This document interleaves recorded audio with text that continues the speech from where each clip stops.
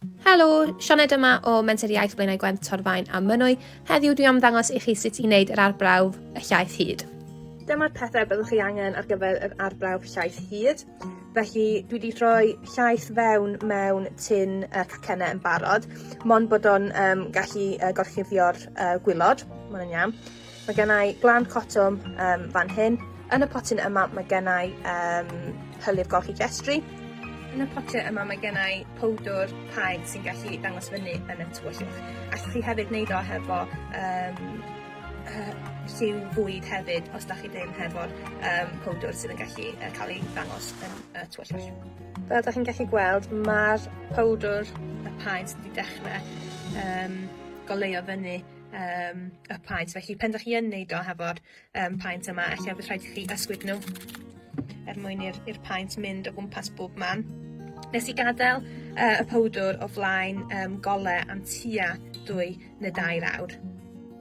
Unwaith da chi'n barod hefo bob dim, a chi dechrau wneud yr arbrawf. Felly'r peth cyntaf da chi'n wneud, fel nes i ddeud o blaen, dechrau ysgwyd mwyn rhoi'r paent yn y llefryd. Da chi'n gweld dipyn bach yn ysgwyd y llall.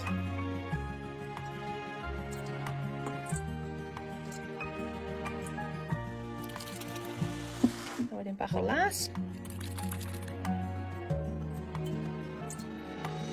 A wedyn rhoi'r glas. Waw. Di'r golau ddim yn gret yn y tywyllwch, ond dyma, da chi'n dechrau gweld fod y paent wedi fynd mewn i'r llefrith neu'r llaeth. Ar ôl i chi wneud hynny, dyma pryd mae'r darn bach gwyddoniaeth yn dod fewn i pethau. Da chi angen un o hein, rhoi o fewn i'r hylif golchi llestri.